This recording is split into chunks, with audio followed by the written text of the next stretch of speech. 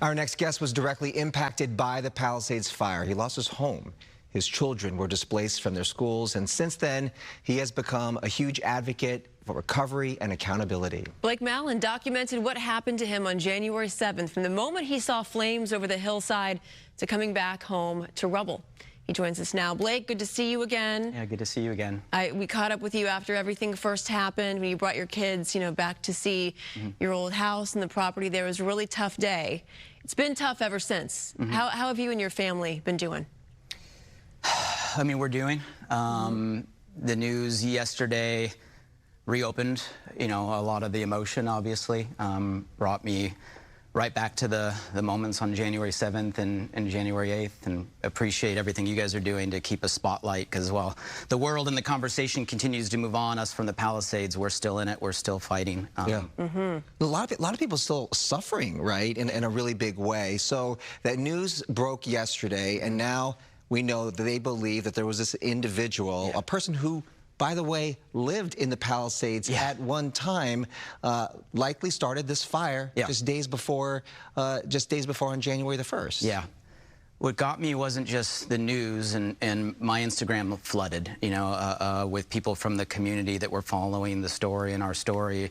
And that's how I found out. Jen, you sent me a personal message. Right. That's how I found out about you, was through social media. And it was that ChatGPT image. They shared the image, right, of that kind of two sides, and just how real that was. Like, it reminded me instantly of the phone call from my son from Marquez, right, calling in the middle of the day, running to a bus as he was watching flames. Me navigating my wife in the car, on the phone as she was literally dictating the fire, flames, cars until she was on the other side. And obviously me staying back and watching, the fire on all sides, the palm trees lit up like matchsticks, the apocalyptic meteor shower, like that image. And to think that, like, all this pain, my loss of thousands of families was somebody's fantasy, was somebody's choice.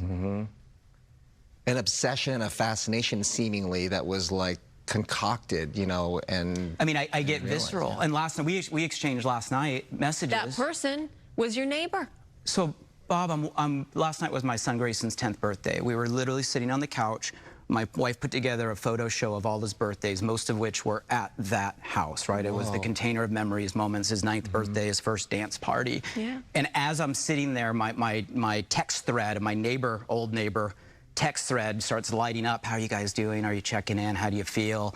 And then someone says, is he really our neighbor? Wow. And so I searched the name, put together the address, cross-checked the articles. I think we have a map too. And sure enough, how close you guys were. It was the block up. Yeah. And even so, sorry for my little scribble red dot. I didn't know how to do 2 pins. But the scribble red dot's my house. The pin is, I think, the arson's house. He was the block up, and I walked by that house most mornings on the way to the same trail. And I walked my kids by that. We had to have crossed paths. Like, he had to have watched. Any of your neighbors know who he was? This is so real time. Like, last night, I was in shock. Like, could this be literally someone that was that adjacent to our whole community, right? To the very point, right around the corner where all this ignited? I mean, I get visceral just talking about it. You also bring up a good point, that even though an arrest has been made, there are still a lot of unresolved issues with you and your old neighbors. Yeah. Well, that's my fear, Jennifer. If I'd be like super transparent, like, one person in handcuffs doesn't change anything, right? This doesn't change the story. If anything, this confirms the story. And I'm afraid for all the people watching out there that all of this attention, right? It's like, I got all these messages like, does this make you feel better? No, because that doesn't solve the problem. If anything, and it's tying. It's not that they have a face to the story. It's that they're tying January 7th to January 1st. There was a week. The fire that they're saying he set, that they're saying now was the same. There was a week in between. I walked that same burn mark with my kids on January 5th. You know who I saw up there on January 5th? Nobody. You know how many planes were flying over? None.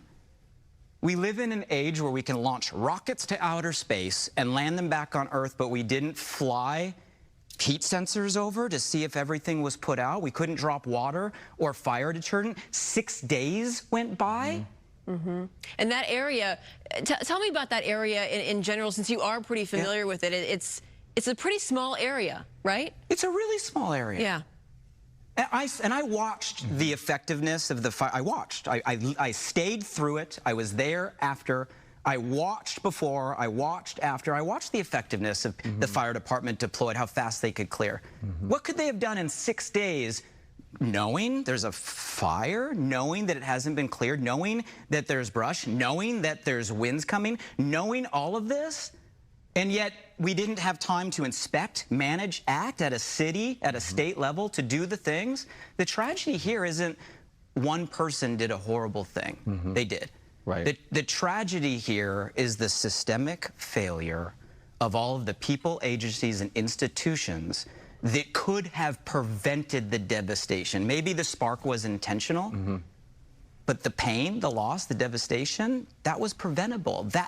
And my fear is that this attention takes the spotlight off the change that actually needs to happen to fix what caused the issue and what has to change to prevent this from happening for communities and families like mine in the future. Well, people like you are continuing to, make sure that this conversation is kept public here.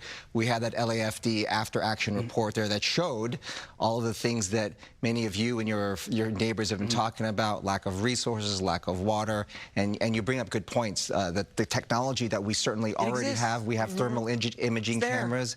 They do that every time they put out fires. Why wasn't that done? So those are all questions that still have to be answered. So we're glad that you're moving on and things are going well. Happy birthday to your son there. And thank you, Blake. Thank you guys for continuing to shine a spotlight and keeping this conversation relevant, because the world's moving on. We're still living it, and change has to happen. Yep. We'll check in with you for sure. Thank you guys for what you're doing.